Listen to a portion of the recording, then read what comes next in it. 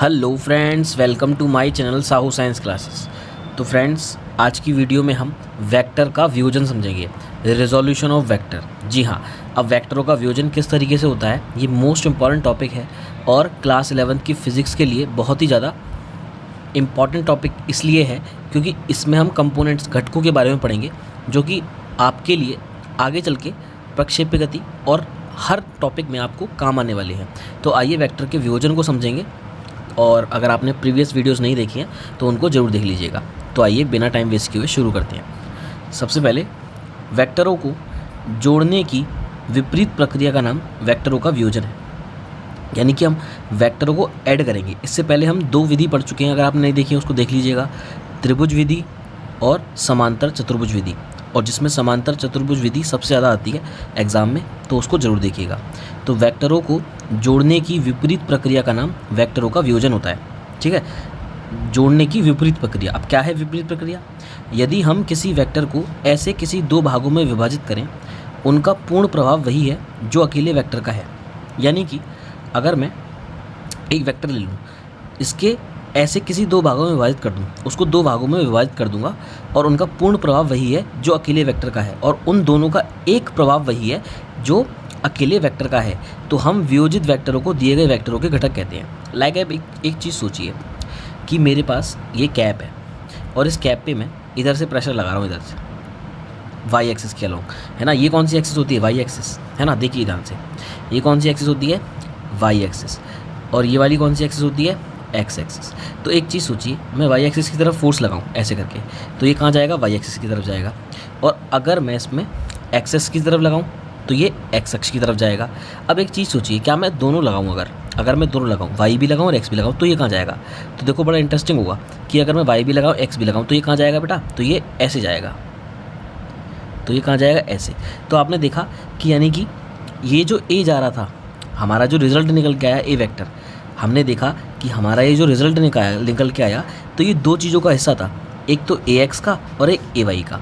यानी कि हमारा जो ए वेक्टर ये है ना, इस दिशा में जो हमने बल लगाया, वो बल दो चीज़ों से मिलके बना हुआ था, एक तो इससे मिलके बना हुआ था और एक इससे मिलके बना हुआ था। तो देखो, इसलिए बोला गया है कि यदि हम किसी वेक्टर को ऐसे किसी दो भागों में विभाजित करें, तो एक वेक्टर है ए वेक्टर, इसको दो भागों में विभाजित कर दिया, एक एक्स अक्ष पे और एक वाई अक्ष पे, तो उनका पूर्ण प्रभाव वही हो जो अकेले वेक्टर का है। तो इनका रिजल्ट यानी कि ए एक्स और ए वाई। ए एक्स क्यों है? क्योंकि एक्स एक्स की तरफ है, और ए वाई क्यों है? क्योंकि वाई की तरफ है, जो अकेले वेक्टर का है। तो हम वियोजित वेक्टरों को दिए गए वेक्टरों के घटक कहते हैं। क्या कहते हैं? घटक। इसको बोलेंगे कंपोनेंट्स। माना एक वेक्टर ए वेक्टर है, ये वेक्टर हमारा क्या है? ए वेक्टर है। माना यह vector A vector O X अक्ष के साथ थीटा कोण बनाता है। ये हमने देखा, ओ एक्स अक्ष के साथ क्या बना रहा है? थीटा कोण बना रहा है। तब इस वेक्टर के दो समकोणिक घटकों में वियोजित कर सकते हैं। तब इसको हम दो समकोणिक घटकों में वियोजित कर सकते हैं। समकोणिक मतलब देखो 90 डिग्री पर है, तो हमने देखा इसके दो घटक हो जाएंगे। एक तो हो जाएगा क्षैतिज घटक, जिसे हम बोलेंगे एक्स एक्सिस में ए वेक्टर एक्स, है ना। अभी मैंने आपको बताया कि ए वेक्टर दो चीज़ों से मिलकर बना है, एक तो ए एक्स से और एक ए वाई से। तो ऊर्ध्वाधर घटक क्या हो जाएगा? ए वाई। क्षैतिज क्या होता है? ये वाला हॉरिजॉन्टल।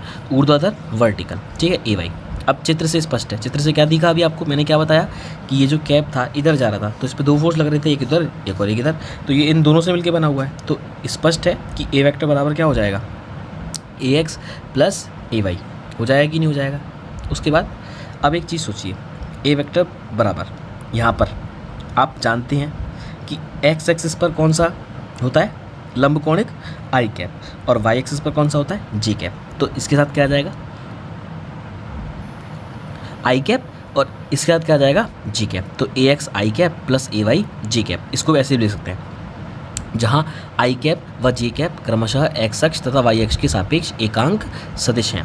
तो ए वेक्टर बराबर क्या हो जाएगा? ए x I cap plus A Y J cap. ठीक है, तो यहाँ पर देखो ए वेक्टर बराबर ए एक्स आई, ए एक्स तो हो गया परिमाण और आई कैप हो गया दिशा, ए वाई हो गया परिमाण और ए जे कैप हो गया दिशा। तो ये दोनों होनी ज़रूरत है। ठीक है, अब देखो यहाँ पर क्या है? ए एक्स व ए वाई क्रमशः ए वेक्टर एक्स तथा ए वेक्टर वाई के परिमाण हैं। तो देखो ए वेक्टर एक्स का परिमाण क्या हो जाएगा? ए एक्स हो जाएगा सिंपल, और ए वेक्टर वाई का परिमाण क्या हो जाएगा? ए वाई हो जाएगा सिंपल। अब देखो चित्र से ट्रायंगल ओ आर क्यू में, तो ट्रायंगल ओ आर क्यू को देखो, ट्रायंगल ओ आर और क्यू। देखो आपने देखा ये ए वाई था, तो जब ये ए वाई है तो ये भी तो ए वाई होगा, ये ए एक्स है और ये भी ए एक्स होगा, तो ऐसे ही ये ए वाई है तो ये भी ए वाई होगा। तो हमने देखा ओ आर और क्यू में। तो सबसे पहले हमने देखा कॉस थीटा, और कॉस थीटा बराबर क्या होता है, आधार लाल बटे कक्का से आधार बटे में कर्ण, क्या होता है आधार और बटे में कर्ण।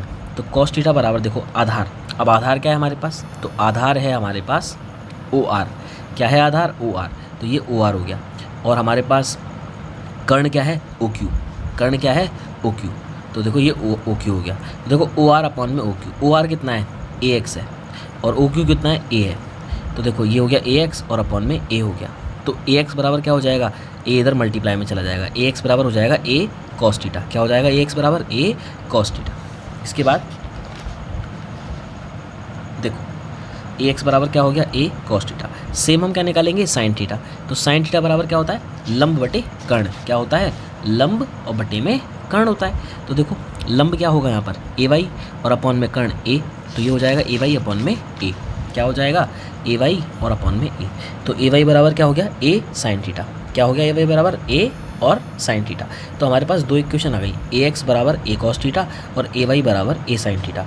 अब इन दोनों इक्वेशन को हम क्या करेंगे, इन दोनों इक्वेशंस का पहले हम वर्ग करेंगे, उसके बाद जोड़ देंगे। क्या करेंगे, सबसे पहले हम वर्ग करेंगे और उसके बाद जोड़ देंगे। तो हमने वर्ग करा दोनों पक्षों में, तो देखो ए एक्स ये हो जाएगा ए स्क्वायर एक्स और ये हो जाएगा ए स्क्वायर वाई, और इन दोनों को ऐड कर दिया। तो देखो यहाँ पर हो गया A X square plus A Y square हो गया। अब इधर देखो A square cos square theta, क्या हो गया A square cos square theta plus A square sine square theta, हो गया कि नहीं हो गया, वर्ग करके जोड़ दिया। अब इन दोनों में से क्या कॉमन आ गया, ए स्क्वायर कॉमन आ गया, क्या बचा cos square theta plus sine square theta.